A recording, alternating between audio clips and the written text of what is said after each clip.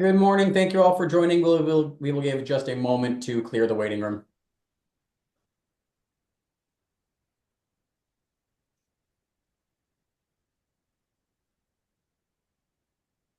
Good morning. This is the voting hearing of the licensing board for the city of Boston. Today is Thursday, January 23rd, 2025. Today's hearing is being recorded and will be posted to the city of Boston's website. While the public is encouraged to attend, there will be no additional testimony accepted this morning. We'll begin with the license premise inspection hearing, which occurred on Tuesday, January 21st, 2025. Item number 1, the Boston Leco Corp. Located at 71 to 79 Warrenton Street. Date of the incident, September 10th, 2024. Assault and battery employee on patron in violation of Mass General Laws, Chapter 138, Section 64, and Chapter 265, Section 13A. And assault and battery patron on employee in violation of Mass General Laws, Chapter 138, Section 64, and Chapter 265, Section 13A. Thanks, Danny. I see a violation here. The licensee did take him off the door and he basically has been fired. I have some issues with the fact that how this could have been prevented, I believe, with other measures in place, but at the end of the day, I do see a violation. Absolutely. I would also like to add that I was pretty disturbed by their reaction to it. I think that they were trying to justify it in some sense by really focusing on the patron's behavior, but it's completely foreseeable that you would have unruly patrons, and that's the job that they've taken on. And their focus on that, what I thought that was very misplaced, and it gives me pause going forward. I really don't know what they were thinking, basically trying to say that, she slapped this drink out of his hand. They kept on and on about it. And I just found it disturbing. So that's all I have to say. Yeah, I didn't think that there was any justification for that. So I agree with both of you. Violation across the board as to the disposition. They were before us for a similar violation about a year ago and received a warning. This would be a second warning, in my opinion. Sounds good. Yes, a second warning, and if there's correspondence, that would also talk about response to or de-escalation again. Yep. If there's nothing on the record already. Yep. And also the camera's not working. I want that to be noted.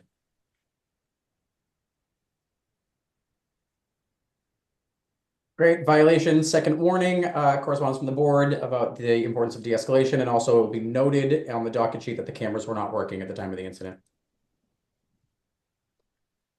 Item number 2, the Boston Leco Corp. Located at 71 to 79 Warrenton Street. Date of the incident, October 13th, 2024. Serving alcohol to minors in violation of Mass General Laws, Chapter 138, Section 34 to 34A, 41, 64, 64A, and Board's Rule 1.08F.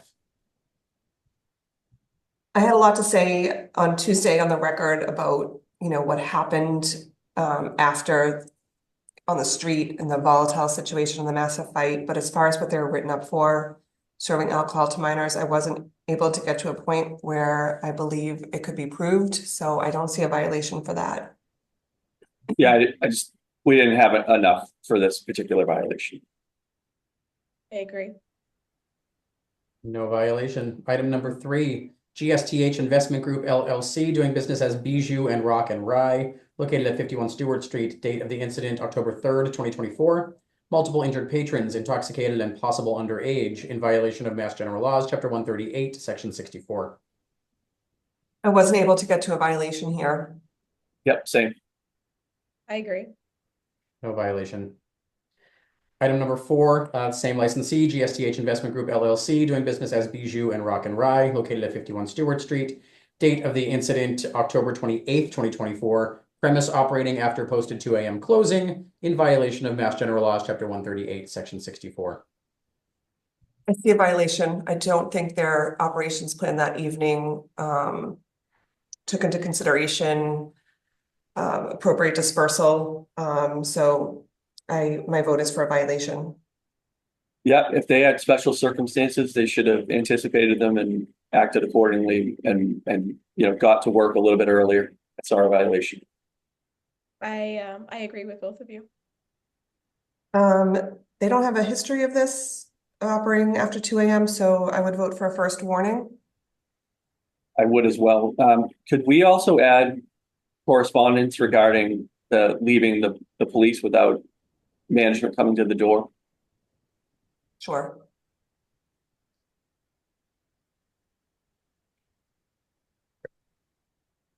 Violation, warning, and correspondence.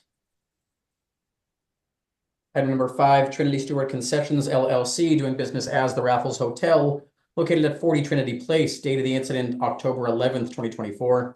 Assault and battery, patron on patron, in violation of Mass General Laws, Chapter 138, Section 64, and Chapter 265, Section 13A. And police not notified in violation of Mass General Laws, Chapter 138, Section 64, and Board's Rule 1.14b. I do want to note that management and security were very cooperative with police when they showed up. I do understand that at the time of this incident, their operations plan was to just wait and call the police after a weekend, but I think based upon the testimony on Tuesday, they realized that that's not the way to respond to these sorts of assaults. I do see a violation. I do appreciate the fact they put measures in place since the violation occurred. My vote would be for a first warning. Do you see a violation on both or just the failure to call the police? Is it, I was more on the failure to call the police. Yeah, on failure, I'm sorry, I should say that the violation would be on failure to call the police. I don't think the fight was foreseeable. Yeah, I don't think we had enough on the fight being foreseeable, but I would like correspondence regarding when it comes to an assault and battery, we need video of the proceeding to see if it was foreseeable, to see what was going on before, if there were warning signs that someone could have intervened on. But I had violation on failure to call the police. I agree. I definitely agree with, sorry, can you hear me? Yes, we can hear I you. definitely agree with that as well. Thank you. Great. So on the assault and battery, no violation correspondence regarding the importance of preserving video, especially leading up to any incident. And then on the police not notified, violation with a first warning. Right. Item number 6, Paga Inc. doing business as Nick's and Venue located at 100 Warrenton Street, date of the incident November 11th, 2024. Assault and battery, patron on patron, inside premise and on public way, in violation of Mass General Laws, Chapter 138, Section 64, and Chapter 265, Section 13A. The testimony was that there was a super fan that got too close to the celebrity performer. Based upon the testimony shared at the hearing on Tuesday, they did seem to have appropriate security and staff in place that night. This one rowdy patron, they even responded, in my opinion, appropriately. Once this rowdy patron tried to get on stage with the performer, they tried to like bring the performer in the back and rope him off. I wasn't able to get to a violation. Those are my comments. I agree across the board. I agree as well. No violation. Moving on to the transactional hearing, which occurred yesterday, Wednesday, January 22nd, 2025. Item number 1, Genuine Food Lab LLC doing business as Roxbury Community College, located at 1234 Columbus Ave in Roxbury, has applied for a common victular license. Manager Charles Paul, hours of operation 7:30 a.m. to 2:30 p.m. Vote to approve. I agree. I agree. Item number 2, Pizza Box LLC doing business as Little Steve's Pizzeria, located at 1114 Boylston Street, has applied for a common victular license. Manager Kaushik Babu Koganti, hours of operation 7 a.m. And this was amended on the record to 2 a.m. weekdays to 30 a.m. weekends. I vote to approve. I agree. I agree. Item number 3, Mini Donut Diva LLC doing business as Eatery on Broad, located at 45 Broad Street, has petitioned to change the closing hour to 2 a.m. I vote to approve. Danny, they said it's takeout after 11 p.m. That is correct. I'd like to note that on the face of the license. I agree. Right, it was takeout and third-party delivery. Yes. Great. So granted with a condition that 11 p.m. to 2 a.m. will be for takeout and delivery only.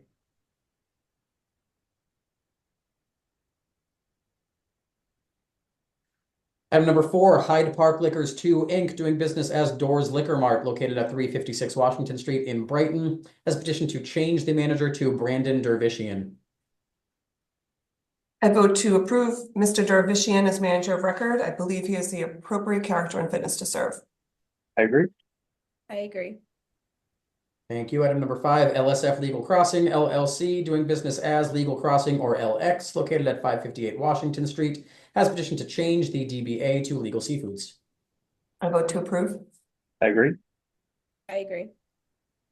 Item 6, Food and Life Companies USA LLC doing business as Sakabayashi Sushi Tavern located at 665 Boylston Street has petitioned to change the DBA to Sakabayashi Sushi Tavern by Sushi Row.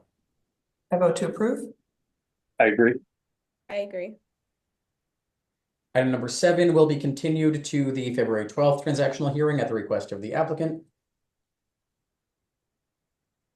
Item number 8, 110 Canal License Owner LLC located at 112 Canal Street has petitioned to transfer the license and the location to 60 to 70 Cross Street Corp. Located at 60 to 70 Cross Street. Frank D. Pasquale, manager, 1 a.m. closing hour. Mr. DePasquale is already an approved manager of record by this board. I vote to approve this transfer. It's a very unique concept. They're taking one license and there are several different uses within the same building. I think it's new and an exciting use of this license in this neighborhood. I agree. I agree.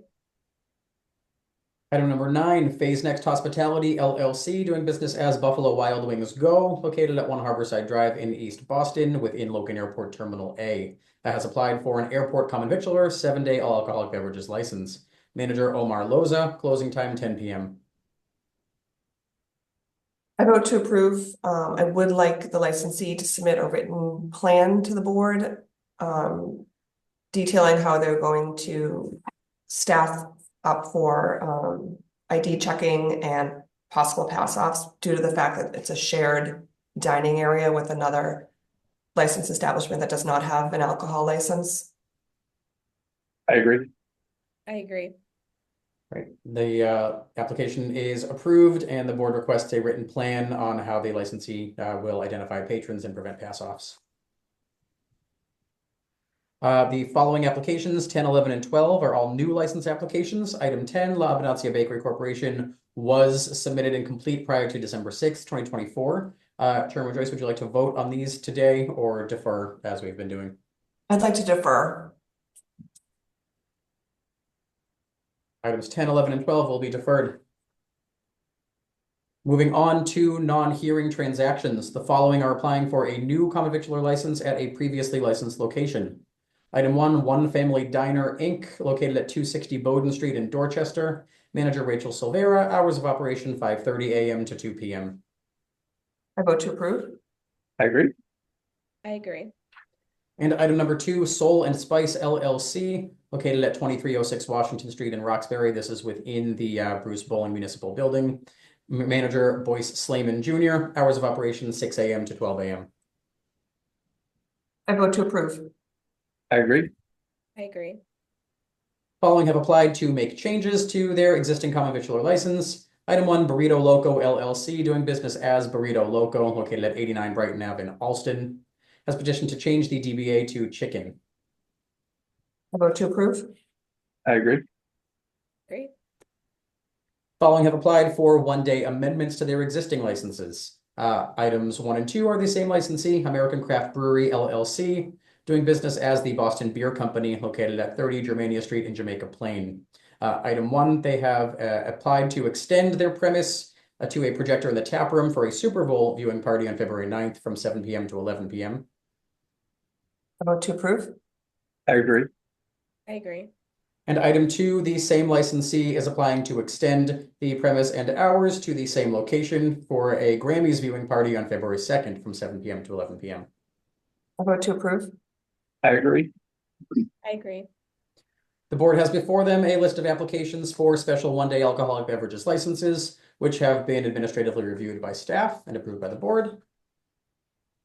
Okay. And on old and new business, the board has noticed a discussion regarding the granting of new alcoholic beverages licenses. pursuant to Chapter 202 of the Acts of 2024. Chairwoman Joyce, if there's anything you'd like to begin with. Sure, Danny. Just before we open up the discussion, so the applications we've deferred up to this point, we don't plan on voting on right now, but we would schedule a special voting hearing in the near future. We'll work with the calendars of the other commissioners. Just wanted to get that on the record. That being said, I am very appreciative of the legislature's thoughtful rollout of the zip code restricted licenses, which limits the annual distribution of these licenses per zip code to 3 all alcohol licenses and 2 beer and wine licenses beginning in 2024. I believe the intent behind this measured approach was to ensure a balanced market that avoids oversaturation while allowing operators to have ample time to prepare a comprehensive and thoughtful business plan with their application. This process also ensures that the community in the neighborhood input is fully considered, which fosters an inclusive and collaborative approach to local development and avoids a rushed and haphazard licensing process that could undermine these overall goals. In addition to the zip code restricted licenses, similarly, the board views the awarding of the 12 unrestricted licenses as a historic opportunity and one that holds the potential to reshape the economic landscape for generations to come. I think this is very important and is different than anything that has come to Boston before. These licenses will serve as critical on-ramps to generational wealth, opening doors to individuals and businesses that have historically been excluded from these opportunities. Our consideration of these applications will reflect this broader vision and will factor in, amongst other things, evolving neighborhood needs, market realities, the strength and sustainability of the business plans, and its potential to act as an economic engine that stimulates further growth for surrounding businesses. We'll also be attentive to applications that reflect a deep commitment to the community and its engagement with these businesses, and those that propose innovative and unique concepts that contribute positively to the city's vibrancy and diversity. We also need to make sure that we are staying true to the intent of this legislation, which is to support applicants who had previously been priced out of the liquor license market. The applications that the board has heard since the legislation passed represent those who were well positioned to get an application and run a community process quickly. They also overwhelmingly already hold beer and wine licenses. I think it would be prudent of the board to hear more applications from businesses who are not able to submit an application immediately before we make such important decisions. This phased approach to the distribution of the licenses allows time for exceptional applications to fully develop, ensuring that those who receive licenses are well positioned for long-term success.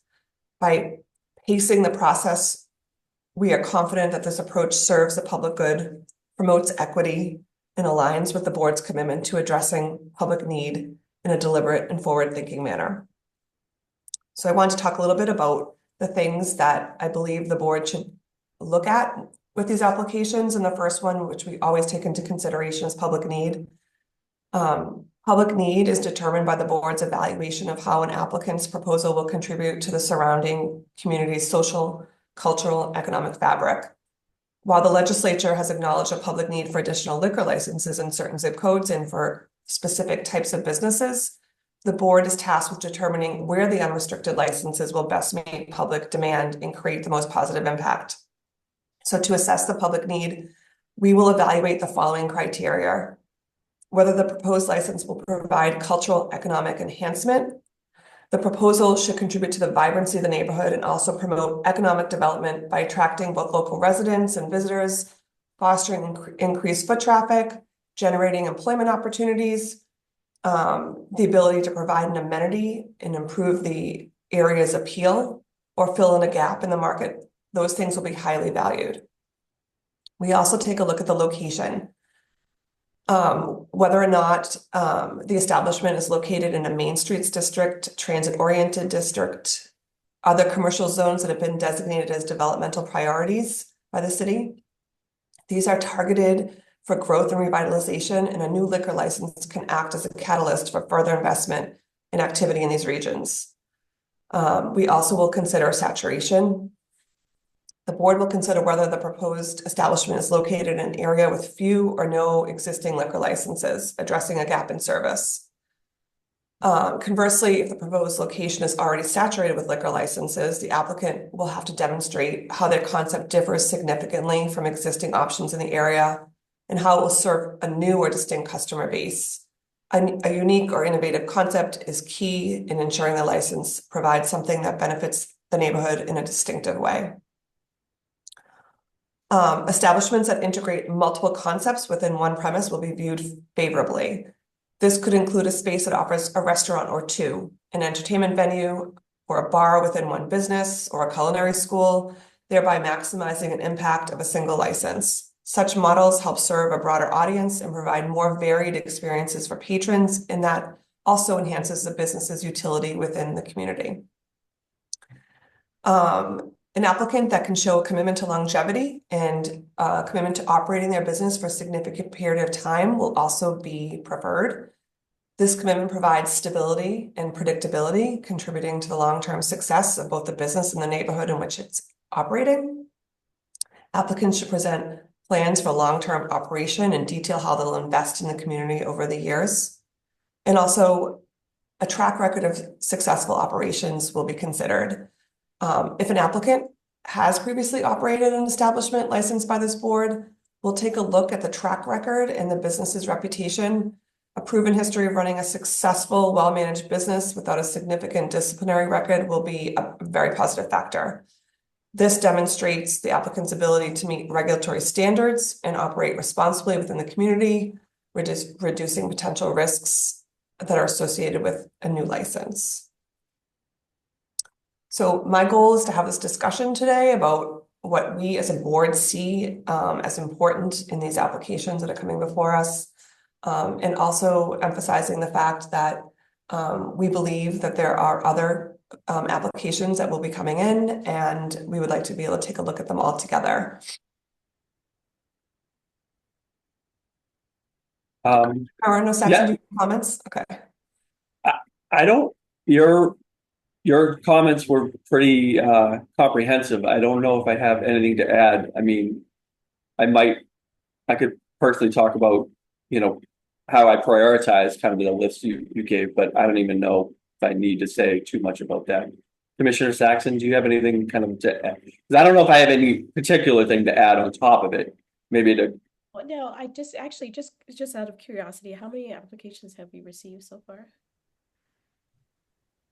I believe, I don't have the exact number in front of me, but I believe since the legislation was passed, it is somewhere between 50 and 60. Yeah. I think those are, that's a good number. I agree with you, Chairman Joyce, that, overall, I think that we should really be looking at these things globally. And the risk of trying to rush in and look at these applications too quickly is that we get we then prioritize those who had the money, had all of the means, had all the resources, were already teed up in order to get those applications in. I mean, it's good. I'm glad that they were able to do that, but I think there is an opportunity for those who are just hearing about this, or that they have great ideas, but they never thought that there would be an opportunity. And here it is, it lands in their lap, and they've got to be able to then just really rush in order to get something in. So just, taking our time, making sure that we have a very global outlook. I disagree with anything that you said. And thank you for being so thoughtful. And just to note for the record, the staff, the licensing board staff and small business staff and the Office of Neighborhood Services has worked really hard over the last 3 months to reach out to potential business owners to explain to them exactly what these new licenses are about and to offer our help with filling out applications. I know Danny and Wendy in our office, they've held twice a month office hours, and it's actually nice to hear the conversations that come out of that. A lot of those office hours have resulted in solid applications being submitted. And having one-on-one time with Danny and Wendy allows these applicants, who may have just had an idea a couple of weeks ago to actually put pen to paper and really see how this idea can actually lead to a strong, to a business plan that could then be approved and change the landscape of the neighborhood they live in. We have people coming in the office still every day. We had someone come in yesterday with an idea for a community space that we had never heard of before. He had just heard about the licenses from someone. So that's the thing, as you said, Commissioner Saxon, some of these applications we've received, they were ready to go. But I know we all share the belief that there are other good business plans and applications potentially coming our way, and we want to give them the space to be ready and to be supported and to have an opportunity to also be considered for these applications, these licenses. That if we didn't do that, I think we would be going against the intent of the legislature. It's taken a long time for us to get these licenses to Boston, and we want to make sure we're putting them to the best use possible. Yeah, I mean, these licenses started, if I'm correct, with home rule petition from the city council. And as far as I know, that intent carried right through to the legislature. I didn't hear any change in that intent. And the intent, I think, is obvious with regard to the neighborhood licenses. But I think that we have to be very clear that I think we all agree that that intent carries over to the unrestricted as well. And I think we need to have the greatest amount of focus on that, because a lot of the factors you talked about, Chairwoman Joyce, would go to any application, whether it's for a new application or a transfer, as far as public need. But I don't think we have to have a good focus on the intent of this round of licenses. And like you said, a big part of that intent is people that have been economically shut out of an opportunity to have a license in, parts of like downtown, because a lot of these licenses are moving into downtown and they become very expensive. And I think that that's why we were granted these, to allow people that have been previously shut out to have a chance to make a go of it, not in the neighborhoods, more in downtown, and not have the burden of servicing the debt that comes with, whether it be over $600,000 all out or in the $200,000 range, beer and wine. So have you guys considered a new deadline, or is this going to be on a rolling basis? Or is that something that you just have to decide later? You know what, I don't feel comfortable committing to a specific deadline at this point. I think it's something that we should continue to talk about and think about as these applications come in and our staff works with them. We want to make sure we give them the resources that they need. We're working really hard. As Danny said, we've already had 50 or 60 applications before us. So some of the applications don't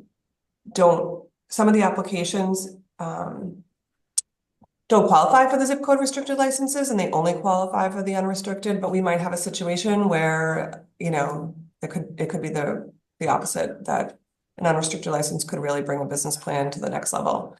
That being said, I really think we have to take our time. So I don't want to commit to a specific date.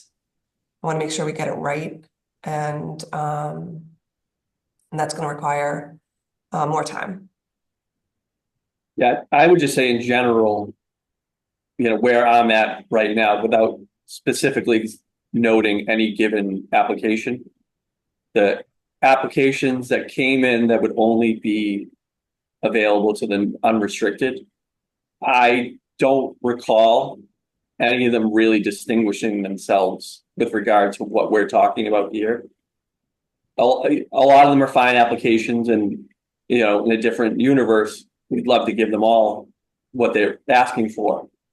But with regard to these licenses and the limited nature of them, and the intent that we've all expressed here, just generally, I don't think, I don't know if we have a application that's gonna fit the bill.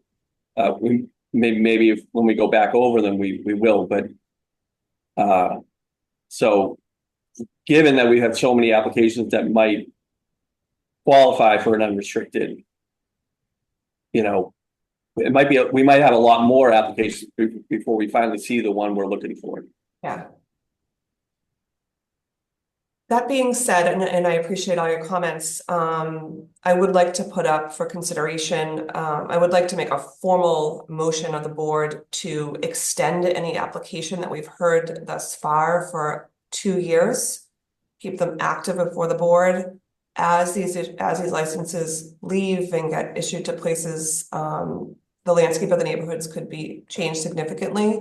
And some of these applications that, there might be opportunities to issue licenses to places that we don't see the opportunity right now. So in the past, I think applications were active for 30 days, and then we have been formally extended that for a year. But I think the board, showing our commitment to getting this right, we should extend all applications for a period of 2 years, so they don't have to come back and pay additional fees and run another community process.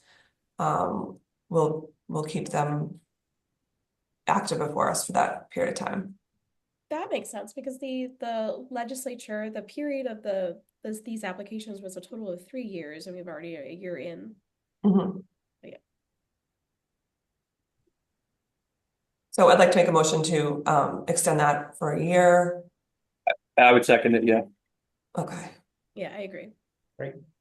That will certainly be reflected in the minutes. Anything further that any members of the board here would like to get out on the record in this discussion? Thank you for the thoughtful discussion. We will reach out to schedule a voting hearing on the applications that were submitted and complete prior to December 6th. It will also be reflected in the minutes that the board has voted to keep all completed and submitted applications active for a period of 2 years. And a summary of this discussion can also be included in the minutes of today's vote. This has been really helpful. Thank you all. With that, those are all the items before the board this morning that will adjourn this hearing. Thank you all, and we'll be in touch about scheduling the next hearing. Thank you all. Enjoy the rest of your day. Thank you. You. Thank you.